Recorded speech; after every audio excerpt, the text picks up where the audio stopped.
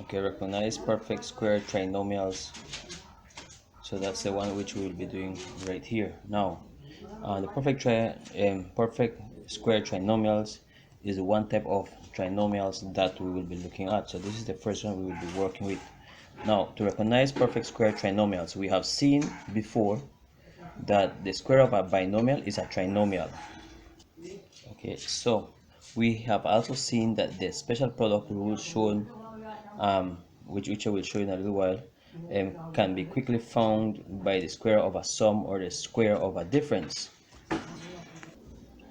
So the resulting trinomials are always related to the terms of the binomial that are squared.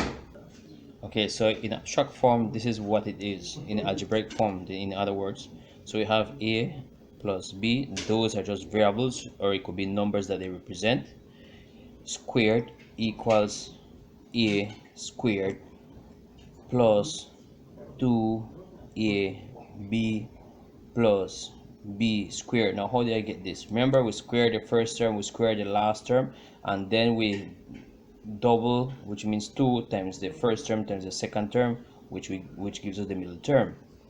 And then we went and said a minus b squared, that is also equal square the first term, square the last term.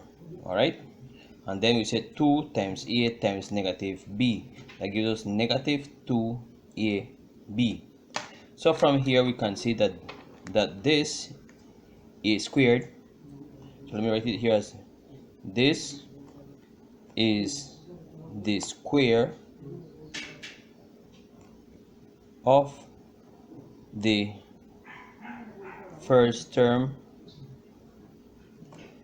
of the binomial. Okay, that's what it is. And this right here is twice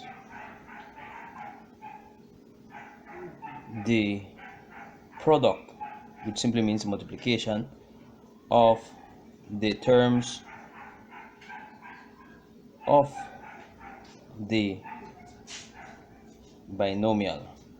And this last one, this is the square of the last term of the binomial. Okay, so remember, this first term, this first one is the square of the first term of the binomial. So each one of these first terms are being squared. This middle term is twice the product of the terms of the binomial. So we say a times negative b, we multiply it times 2, and we keep the sign of the middle term there. Okay, and the last term, well, this is the square of the last term of the binomial. All right, the trinomials that are squares of a binomial are called perfect square trinomials. All right, so these are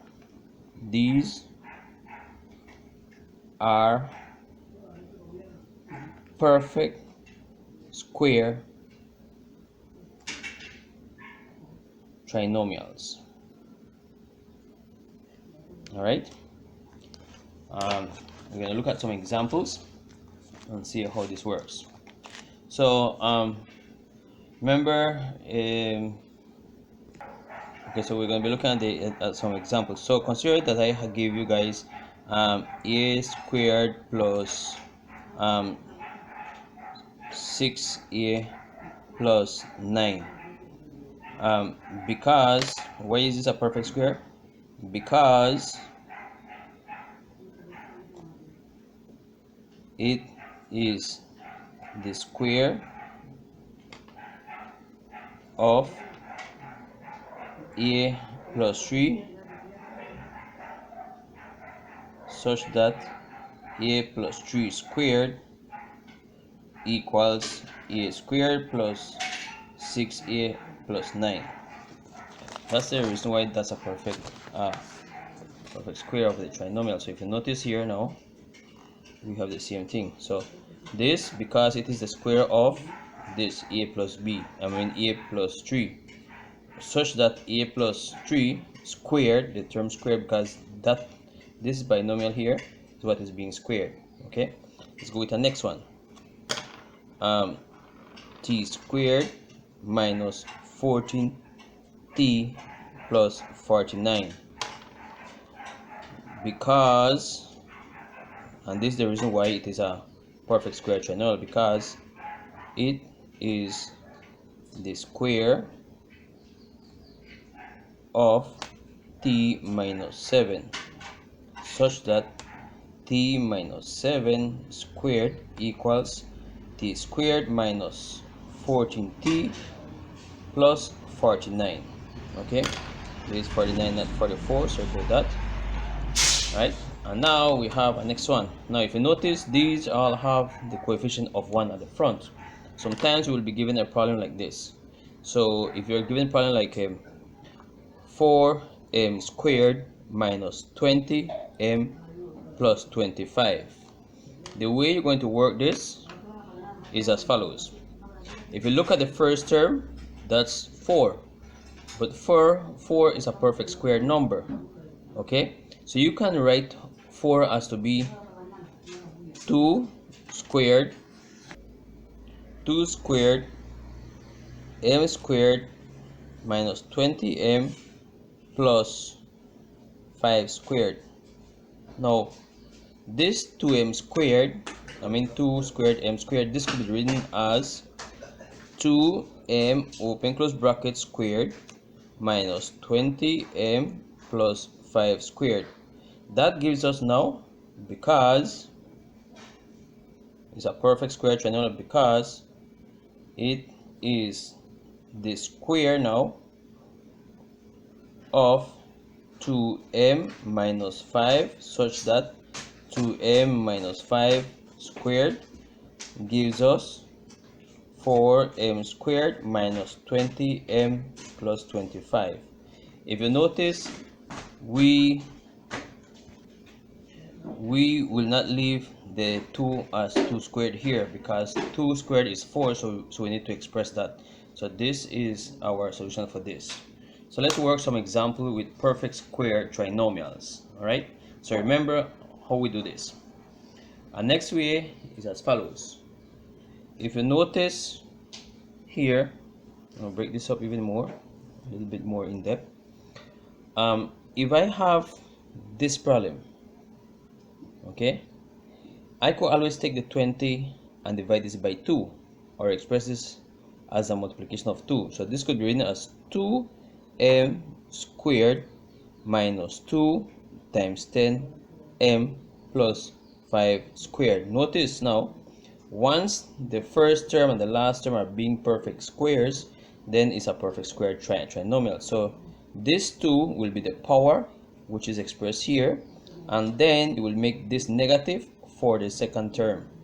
All right, if it's positive, then you don't have to worry, this is obviously positive. But the reason why this is negative and this is positive, because when you multiply this to negative, then you will get a positive value at the end. All right, so let's work with some examples. Here is where you start to put everything what you have learned in trinomials, polynomials, binomials, and so forth. So I asked, determine whether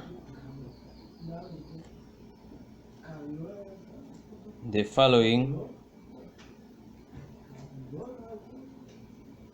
are perfect square trinomials. Remember, just a while ago we were saying why they were perfect square trinomials. So we will determine if these ones here are perfect square trinomials. So problem: x squared plus 10x plus 5. Is this a perfect square trinomial? Well, we should have a strategy how to tackle this problem. So let's see. We will compare each trinomial term by term, right? Meaning the first term, second term, third term, to one of the special product forms described, which we describe here, right? One of the special products. Okay. Why?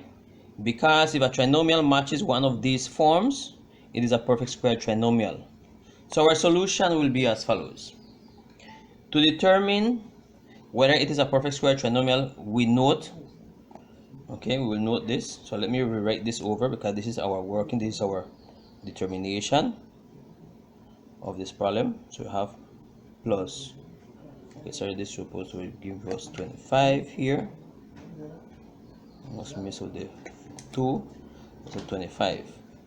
So the way you're going to work this is that you look at this first term, all right, here, and you say the first term is the square of x. So the first term is the square of x, which is this. This middle term now, middle term is twice the product of x and 5, meaning in this case 2 times x times 5 give us 10x, and then the last term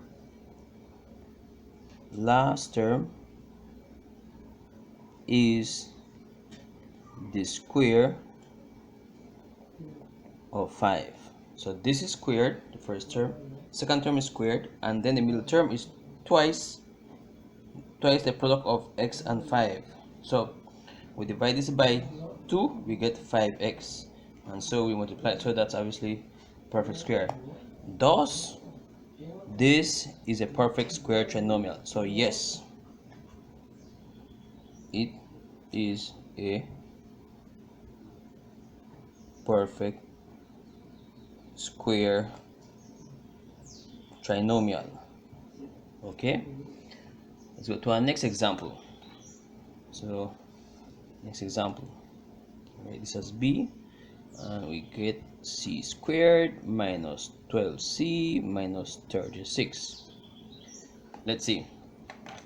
The first term, we will usually have a strategy. We note that in this trinomial here, the last term is negative 36, is not the square of real numbers. So then there's no way that this last term should be a negative, okay, because there's no way that you can multiply a perfect square and get a negative. If it's negative times negative, you're going to get a positive, and if you get a positive times a positive, you will get a positive, unless if you have a negative times a positive, then you will get a negative. Therefore, this, from the looks of it, is not a perfect square trinomial. So this is a giveaway.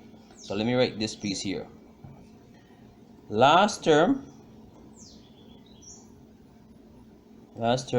which is negative 36, is not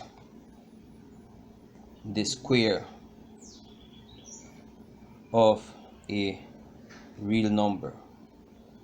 No way you can multiply two numbers and get a negative 36 if it's a perfect square number. Okay, let's go with the next example.